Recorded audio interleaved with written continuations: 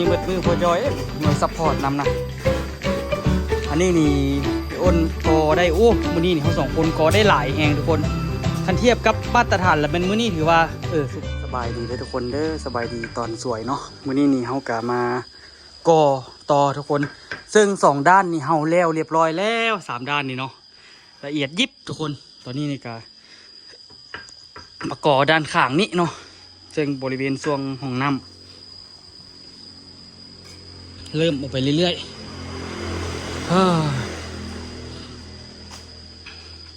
เดี๋ยวอ้นก็เริ่มมาขึ้นตัวนี้ละ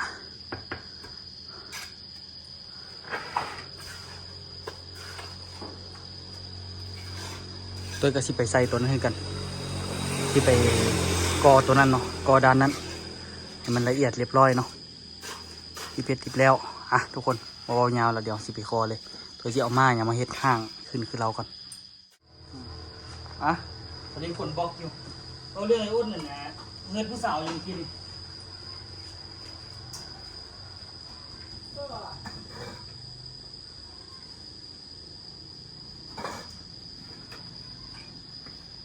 ค่อยๆเฮ็ดไปทุกคน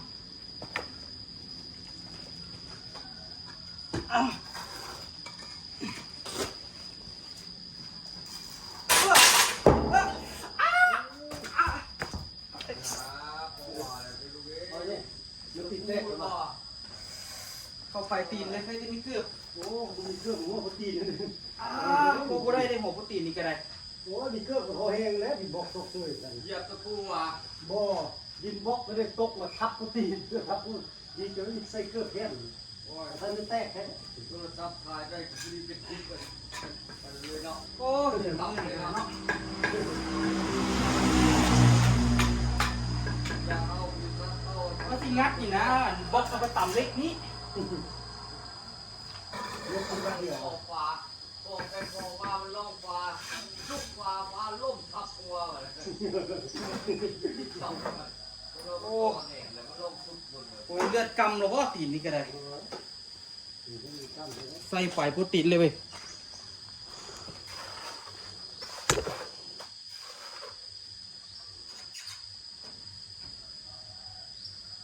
สมบูเป็นอย่างบ่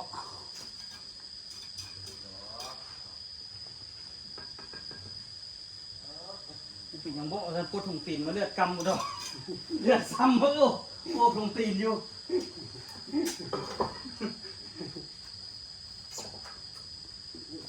กำลังฮึดนะพัดไปเกาะเล็กตัวทั้งลุมพัน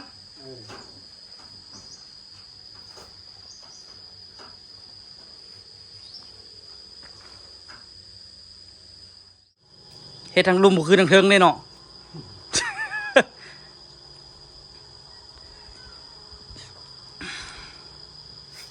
สิเฮ็ดอันนี้เฮ็ดน้ำกับบุทัน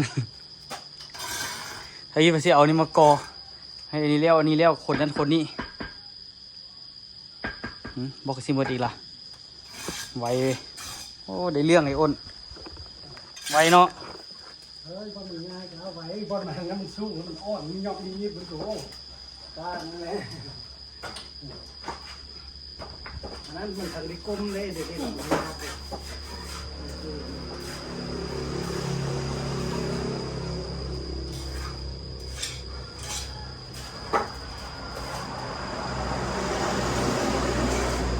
ยกไปนะทุกคนเดี๋ยวผสมปูนเพิ่ม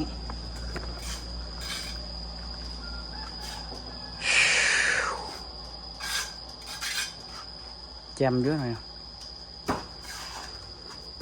สีได้สีหูนะอีสีหูใส่เล็กนี่2 ก้อนล่ะเดี๋ยวเธอผสมปูนโอเค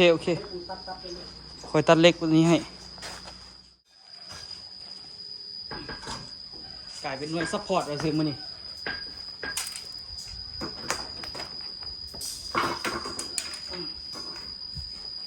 ตัดเล็กไปผสมปูน1 2 3 4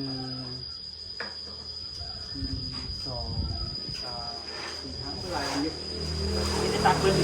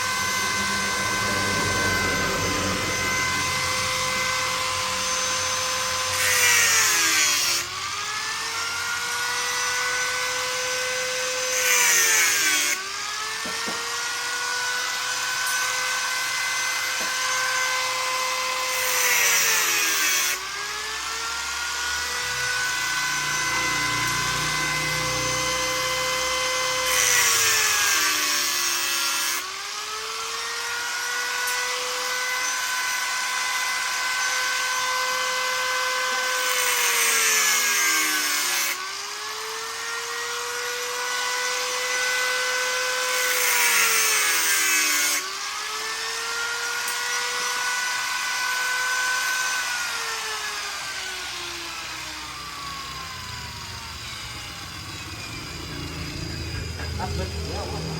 คือตัดเพื่อหมดเป็น8โอเคประมาณหลายแถวเต็มอยู่เนาะเดี๋ยวไปผสมปูนต่อเนาะตัดเล็กแล้วก็เอาสายข้อไฟนี่ไปไว้ให้อ้นต่ออ้น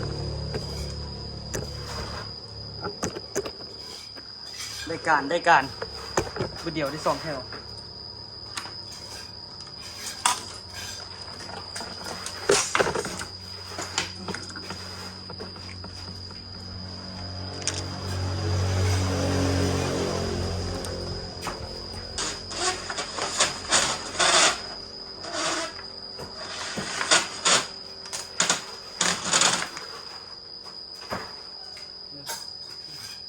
เดี๋ยวผสมปูนก่อน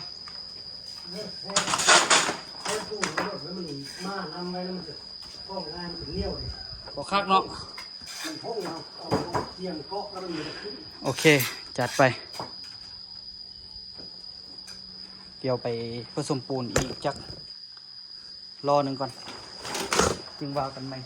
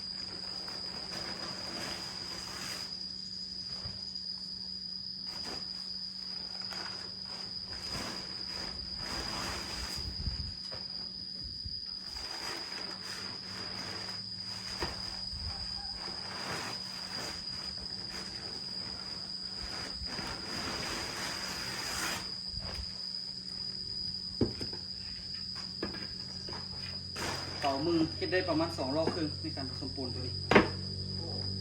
ภาพที่ลุงเจอนางเมฆคลาหักหลังใช่ปะโอ้เลยเนาะ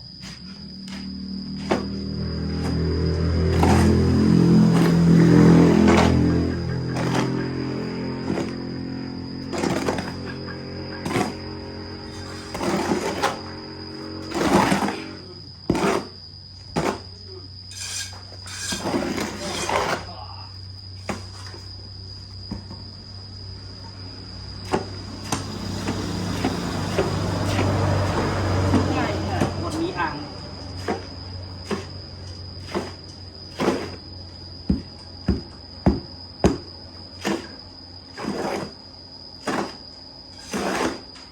แล้วอย่างป่าแล้วเหรอเจ้าอันนั้นเลยว่ะทิมมองไว้เลยว่ะ ก็ไม่ร้ายนะครับ อันไหนพ่อจอย เราเป็นคนไม่ร้ายแต่ที่ไม่คนตักไปก็ บ่อยที่ว่าไปหา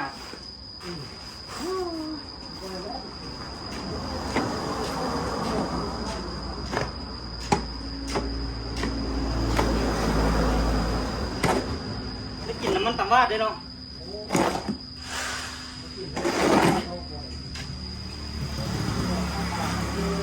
วัน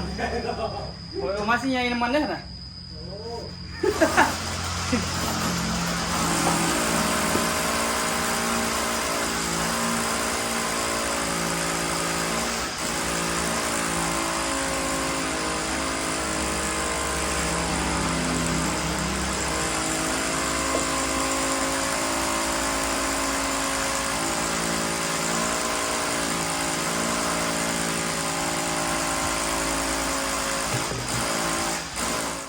ได้การ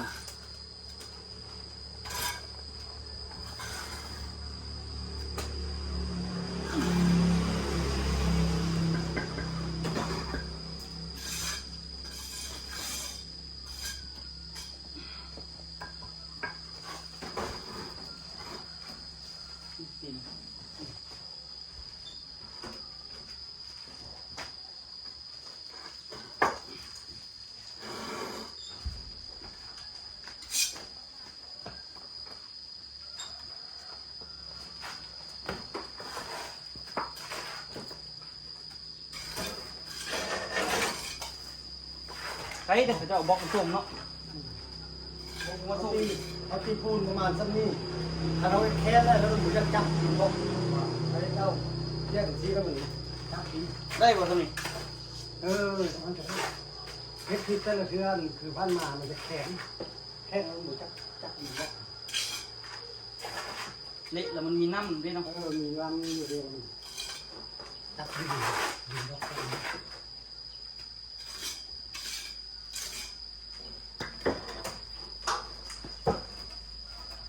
เมื่อไหร่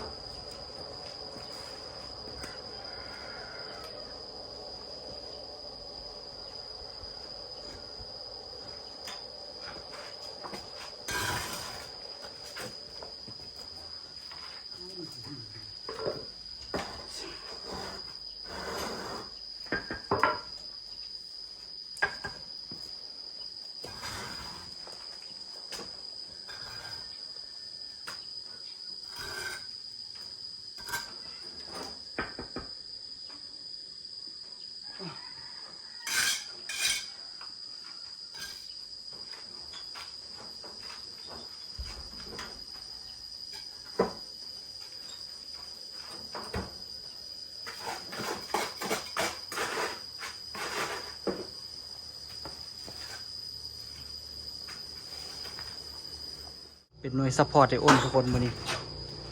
เห็นไอโอนเฮ็ดไว้แล้วคุณสึกขี้คร้านเลย เฮ็ดนั่นเฮ็ดนี่มายกมาแยกเอาขนบล็อกขนปูนผสมปูนทรงปูนเดี๋ยวก็สิเอาบล็อกไปยายตัวนั้นไว้เดี๋ยวก็สิกออยู่ทุกคน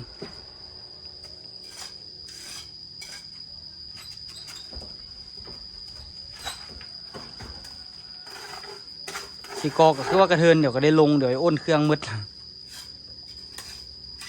ตอนไหนก็ได้ลงเนาะลงเอาบ่อันไม้เปลี่ยนไม้เนาะลงได้แปลงไม้เพราะว่ามันต่ำละบล็อกนี้แล้วแล้วก็แปลงไม้ละซีฮูก่อนบ่บล็อกนี้แล้วซีฮู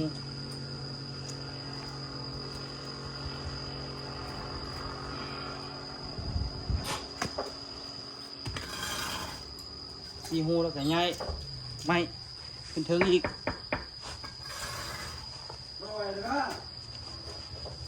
เอาอีกแล้วมาดมูกินเหล้าเด้มีบ้านน่ะเด้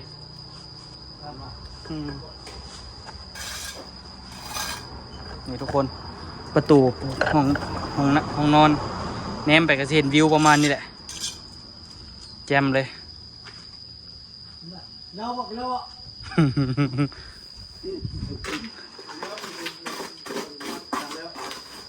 ก็ได้ยาแล้วเป็นฟองอีก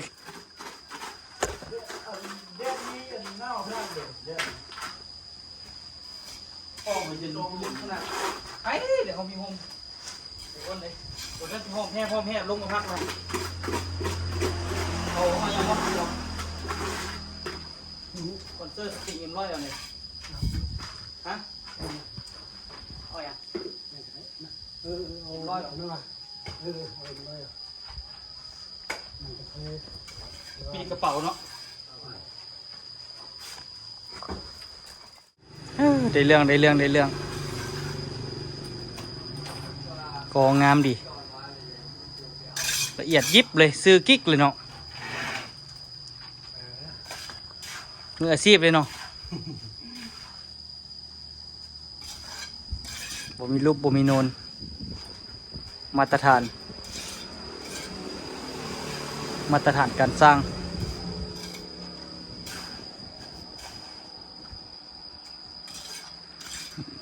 ได้หลายได้เวียกมือนี้ก็ได้ก่อนี่ก็แล้ว2 ห้องนี้แล้ว2 ห้องนี้แล้วแล้วก็มาฝากนี้อีกเอาไม้นี่ขึ้นแล้วพ่อจ้อยไปด้วยซัพพอร์ตเด้อชิได้ไปกองนั่นก็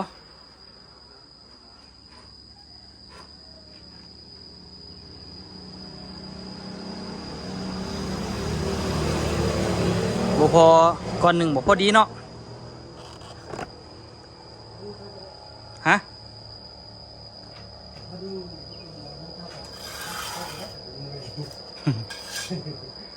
เดี๋ยวค่อยๆกอไปได้อยู่เนี่ยพ่อจอยยืนปูนยืนยังไงก็ได้เดี๋ยวปูนเบิดค่อยหักลงมาคนเนาะ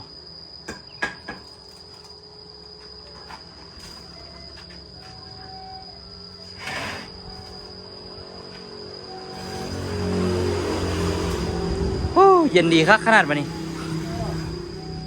คันว่าบุติว่าอันน่ะฝนสาดแล้วมันเฮ็ดเป็นปองวันนี้ก็ดีขึ้นกันเนาะ เย็นตลอดเลยคันบุติเอาฝนสาดติว่ามีนั่นมีนี่มาเข้ามาเดี๋ยวเขาก็ใส่ปองลมนี่อยู่ทุกคนมีอันนี้แล้วก็ด้านนี้แล้วก็ด้านนี้ใส่ปองลมบ่ใส่บ่ได้เลยทุกคนเลยฮ้อนจูรูอยู่ละ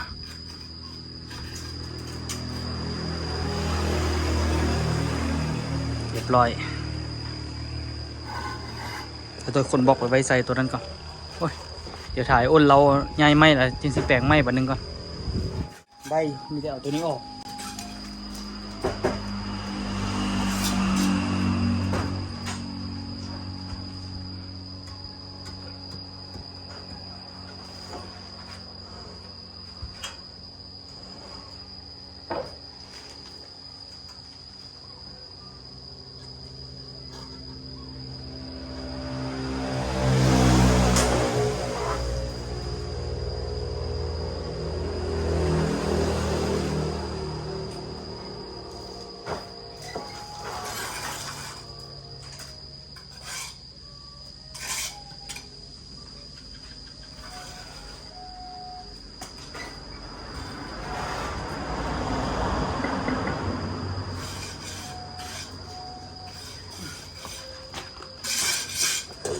เพราะไอ้ที่ปุ่นคู่นี้แถวนี้นะ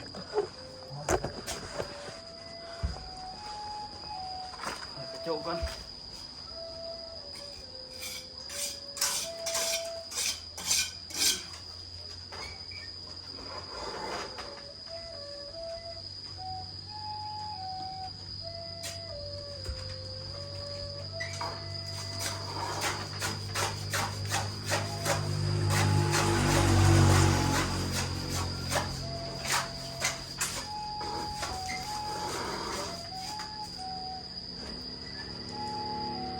ประเทศอันนั้นเลยอุ่นประเทศอันนั้นการสร้างออกไปข้างหน้านะประเทศเทไปหรอประเทศคือห้างเขานะประเทศกระตุกไปข้างหน้าอันเลยนะเขาบอกมันกอทั้งข้าง2 ข้างเลยออก3 เมตรถ้าเขาเจ้าบอกว่าเฮ้ยเสียถนนเด้อสิแล้วมันทุบทั้งข้างออกอะง่ายประตูมันใส่ในแล้วก็แล้วใช่ไหมมันจึงได้เนื้อที่เพิ่มเข้าไปอีกโอ้ถือว่าได้เนื้อที่ไปอีกหลายเลยโอ้เราออกไป3 เมตรอีกมันคันเอาไอ้นอกไปคันว่าอีก3 เมตรคันว่ามันไกลตรงนั้นเฮ็ดประมาณ2 เมตรปลายมันเป็นที่ถึงประมาณ2 เมตรปลายแล้วผมว่าก็2 เมตรปลายนะผมว่าสังกะสี มันกับบุใกล้หิ้งเลยไอ้อ้นมันกับบุใกล้หิ้งมันเลย แล้วก็2เมตร50เฮ้ยมันยืนตัวนี้นี่ออกประมาณ80เดี๋ยวมันก็ยืนออกไปนะเวลาจะมาก่อนี่ก็ แม่ แต่สิก่อนั่นเลยครับบ่นั่นจะก่อประมาณ2เมตรปลายนี่ก็พอดีแล้ว2เมตร กับเบิ่งว่ามันสิประมาณเท่าไหร่มีแต่น่ะเฮ็ดนั่นแล้วเหรอที่มันโค้งนี่ก่อนโค้งว่าสิได้ประมาณเท่าไหร่กินกอใส่มันเนาะได้ไหนเฮาก็สิเฮ็ดแบบบ่ได้ใส่เสาอยู่แล้วเนาะแต่ว่าเสาข้างหน้าหันมองประตูหันก็สิเอาเหล็กเฮ็ดสไตล์เป็นเหล็กค้ำซื่อๆเฮ็ดเหล็กกันนะนั่นอันนึงแล้วก็แล้วมันบ่ได้รับน้ำหนักหลายดอกช่วยๆกันได้อยู่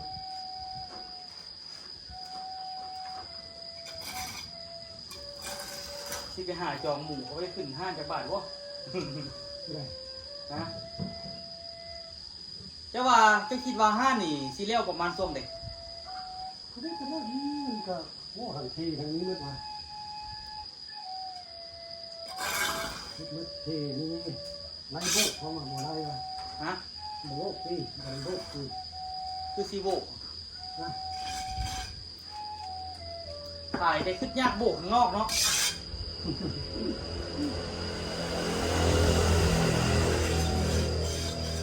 แต่ขั้นโบกคอยเบิ่งคือซีโบได้โบกเลย เราโบกก็ได้มันเบิ่งกันเอาโยกไปไล่ปีแล้วก็จะไปนั่นแล้ว มันนั่นน่ะมันเป็นห้านแล้วมันขี่ไข่ย่ายเครื่องนะบัดนั้นนะ นี่แหละ เขาก็เฮ็ดแล้วก็เฮ็ดแล้วบัดเดียวเลยจ้างคนมาเพิ่มอีกมาช่วยๆกันโบกไวๆคันมีคนมาจาก10 คนบัดเดียวเนาะสักเนาะผู้ใดก็โหกูเป็นเวียกที่นะ ง่ายเลยบอกโบก ทั้งโบกทั้งเททั้งหนึ่งทั้งโย โบกเฮ็ดบ่ได้นั่นน่ะแต่ที่โบกเขาก็มีแต่โบกที่พร้อมมันบ่ได้แล้วมันก็เราลงมาใส่พวก คนนะทั้งโบกเททั้ง10 คนมันกับโบเป็นมือเดียวอะนะมันจะ2-3 มือสินะ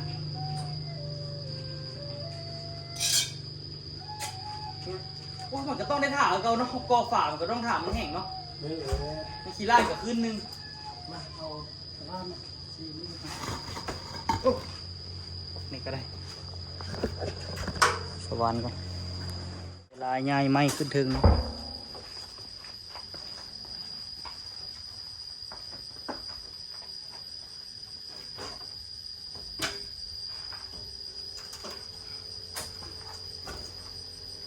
เอาอันนี้จำว่ะ เออดูกัน นู่นนี่หรอ ประมาณพร้อมนักขึ้นเลยล่ะ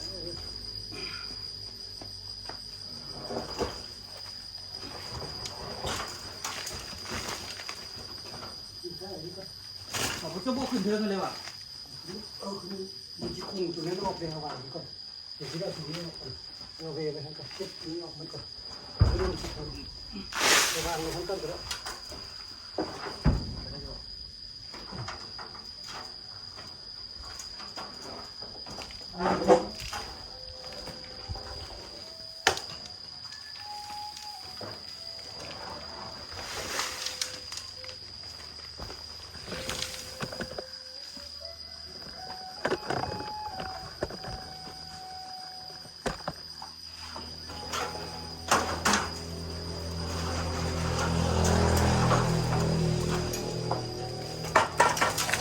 เอาเลยหรอหน่อยใส่เทิงนี่บ่ใส่หลักก็แล้วตัวทบกินตู้ข้ามหมูใส่ระบบ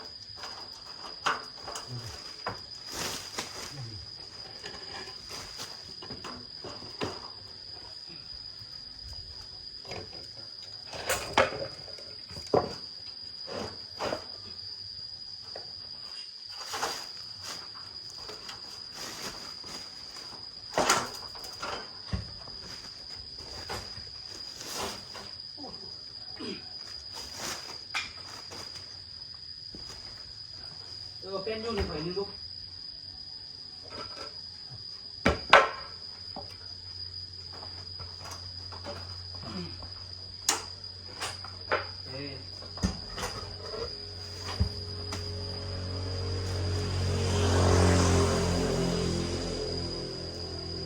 ใส่ ส่ขันนี้ได้ป่ะใส่บอกคนนี้แบ่งกันทุกคนวันนี้มือพอจอยหน่วยซัพพอร์ตนำนะอันนี้นี่ไอ้อ้นกอได้โอ้มื้อนี้นี่เขา2คนกอได้หลายแหงทุกคนคันเทียบกับมาตรฐานแล้วเป็นมื้อนี้ถือว่าสมควรมื้อนี้กอมื้อนี้นี่ได้เพิ่นก็กอขึ้นมาแถวที่4เนาะทุกคนเนาะ1 2 3 4แต่ว่าตัวกระเทินนี่ยังอีกคู่หนึ่งประมาณคู่หนึ่งนี่แหละตัวไหนพอจอยผสมมาอีกจะคู่หนึ่ง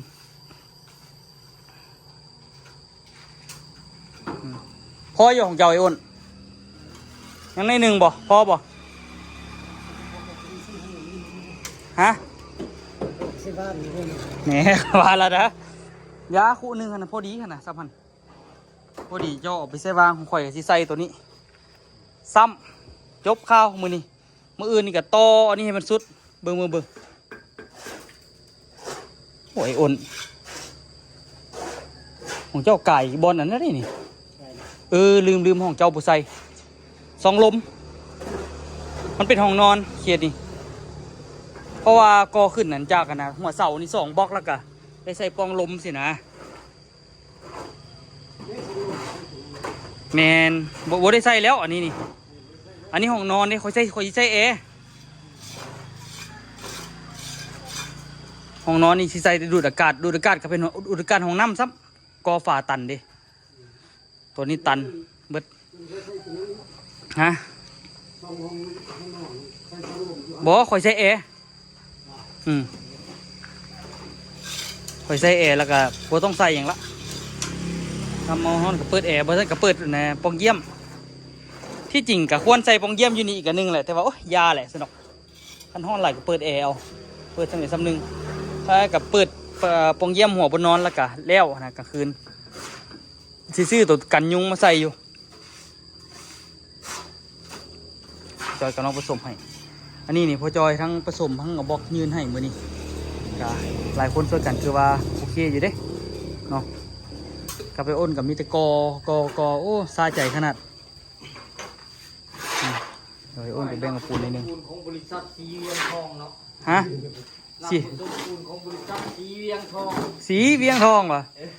เอาไปใส่ส่งเป็นลูกคันโอ้ออโต้โอ้ไปเลาะมาละไปเลาะสิมาวันน่ะสิแหละอันตอนสวยมันอ่ะนะพออยู่เฮือนล่ะมันบ่อยู่น่ะย้อนตอนนี้นี่แหละ ไม่ตู้มันอยู่หรอไม่ตู้มันพาเลาะคุณน่ะกินข้าวได้ป่ะนี่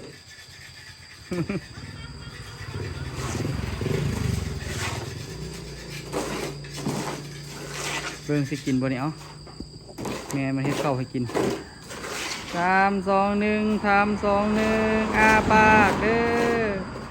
องับได้กินปกติเด้อแต่นี่งับดูเด้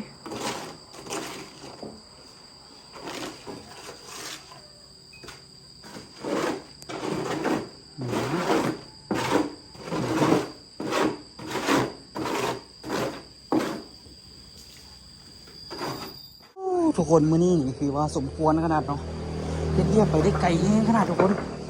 สุดยอดเลยนี่ใครได้โอนมาสวยคันได้โอนมาสวยนี่แล้ววับตัวย่านได้เฮ็ดอันนี้ขึ้นไปอันนี้ตัวเฮ็ดอาจจะเฮ็ดแล้วอยู่เนาะทุกคนแล้วก็เฮ็ดได้ก่อนั้นอีกประมาณจักแถวหนึ่งนี่แหละ หรืออันนี้อาจจะบ่ได้เฮ็ดซ้ำหนาจะได้เฮ็ดอันนี้แล้วก็จบซื่อๆมื้อนี้คันตัวเฮ็ดคนเดียวได้